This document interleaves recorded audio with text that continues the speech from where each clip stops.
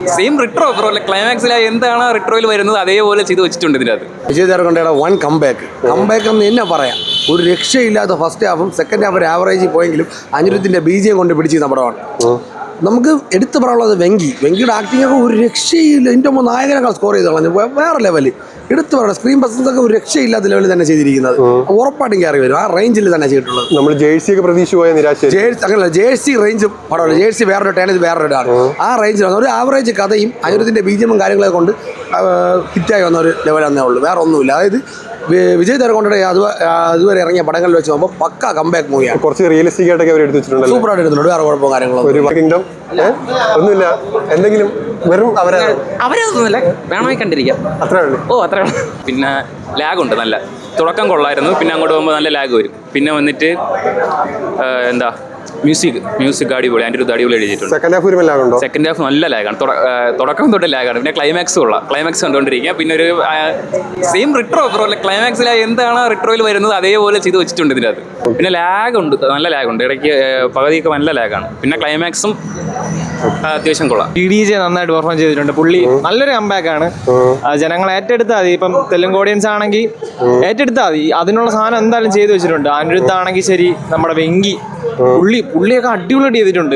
വെങ്കി ഒരു hero material ആയിട്ട് ചെയ്തിട്ടുണ്ടോ?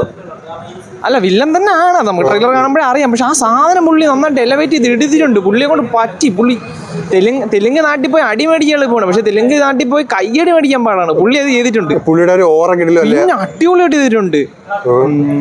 നല്ല സാധനമാണ്. ഓഡിയൻസ് എങ്ങനെ ഇത് എടുക്കുമെന്ന് എനിക്ക് അറിഞ്ഞുകൂടാ. കാരണം ഇതിന്റെ മുമ്പത്തെ പുള്ളിയുടെ ഡയറക്ടറുടെ പടം ജേഴ്സി ഫ്ലോപ്പായിരുന്നു അവിടെ. പിന്നെ റിലീസ് ചെയ്ത് ഇതായിട്ടുള്ള പടമായിരുന്നു. ഈ പടം ചിലപ്പോൾ അതുപോലെ ഇപ്പൊ കളഞ്ഞിട്ട് 10 വർഷം കഴിഞ്ഞിട്ട് കൾട്ടാണെന്ന് പറഞ്ഞ് തല വെക്കാതിരുന്ന അത്രയും നല്ല പടമാണ് ഇപ്പോഴും. ജീവിതം കംബാക്ക് ആണെന്ന് വെച്ചാൽ എനിക്ക് അങ്ങനെ അറിയത്തില്ല. പക്ഷേ എനിക്ക് ഈ പടം പേഴ്സണലി ഭയങ്കര ഇഷ്ടപ്പെട്ടു. ഞാൻ നല്ലോണം എൻജോയ് ചെയ്തിട്ടുണ്ട്. കാരണം ഓരോ സീൻസ് എന്ന് പറഞ്ഞാൽ ഗൂസ് ബംസ് പെർഫോമൻസ് ഉണ്ടായിരുന്നു. ഭയങ്കര നൈസായിരുന്നു. ഭയങ്കര എക്സ്പീരിയൻസ്, നല്ലൊരു എക്സ്പീരിയൻസ് ആയിരുന്നു. ഭയങ്കര എക്സ്പീരിയൻസ് ആയിരുന്നു. അനിരുദ്ധിന്റെ മ്യൂസിക് ഒരു വലിയ കാര്യം തന്നെ. കാരണം ആ സാധനം എലവേറ്റ് ചെയ്ത് കൊണ്ടുവന്ന ഒരു രീതി ഉണ്ടായി. പുള്ളിയുടെ മ്യൂസിക്കിലാണ് ഈ പടം ഇത്രയും കയറി പോയത് ബേസിക്കലി.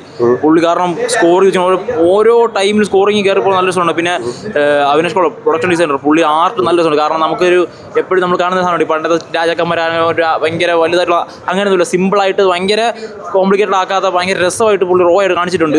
പിന്നെ ആർട്ട് ഡയറക്ഷൻ ആയിക്കോട്ടെ, സിനിമാറ്റോഗ്രാഫി, DOP ഗിരീഷ് കങ്കാരൻ ചോദിച്ചു ഒരു രക്ഷയില്ല. പൊളി ഫ്രെയിംസുകളായിരുന്നു. തിയേറ്ററിൽ തന്നെ ഒന്ന് കാണണമെന്നേ പറയുള്ളൂ. വെങ്കടേഷ് ഒരു രക്ഷയില്ല കേട്ടോ. വെങ്കടേഷ് ആ പുള്ളി സ്വന്തം ഡബ് ചെയ്തേക്ക് തോന്നുന്നു. പുള്ളിയുടെ ഡബ് ആയിക്കോട്ടെ, പുള്ളിയുടെ പെർഫോമൻസ് ആയിക്കോട്ടെ, പീക്കായിരുന്നു. പുള്ളിക്ക് ലാസ്റ്റത്തെ ടൈമിൽ പോലും പുള്ളിയുടെ സ്ക്രീൻ പ്രസൻസ് ഒരു ഓറ തന്നെയാണ് തന്നത്. ബ്രോ ആവറേജ് ആണ് ബ്രോ. എന്ന് വെച്ചാൽ ഫസ്റ്റ് ഹാഫ് കൊള്ളാം, സെക്കൻഡ് ഹാഫ് കുഴപ്പമില്ല, വൺ ടൈം മാച്ചാണ്. പിന്നെ അനിരുദ്ധിന്റെ BGM രക്ഷയില്ല. ഇനി വിജയ് ദേവരകൊണ്ടയുടെ പടമല്ല, അനിരുദ്ധിന്റെ പടമാണ്.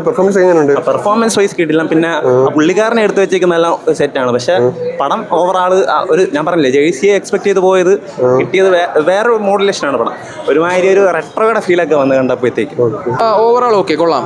വിജയ് ദേവരകൊണ്ടയുടെ ഇടയ്ക്ക് വന്ന കുറച്ച് പടങ്ങൾ അല്പം ഡിസപ്പോയിന്റഡ് ആയിരുന്നല്ലോ. അത് വെച്ച് നോക്കുകയാണെങ്കിൽ പുള്ളി നന്നായിട്ട് ഗ്രാഫ് ഉയർത്തിയിട്ടുണ്ട്. സാമാന്യം നല്ല പടമാണ്.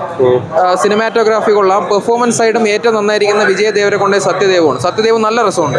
അവർ രണ്ടുപേരും തന്നെയാണ് പെർഫോമൻസ്. കുഴപ്പമില്ല, ജേഴ്സിയുടെ അത്രയൊന്നും ഇല്ല.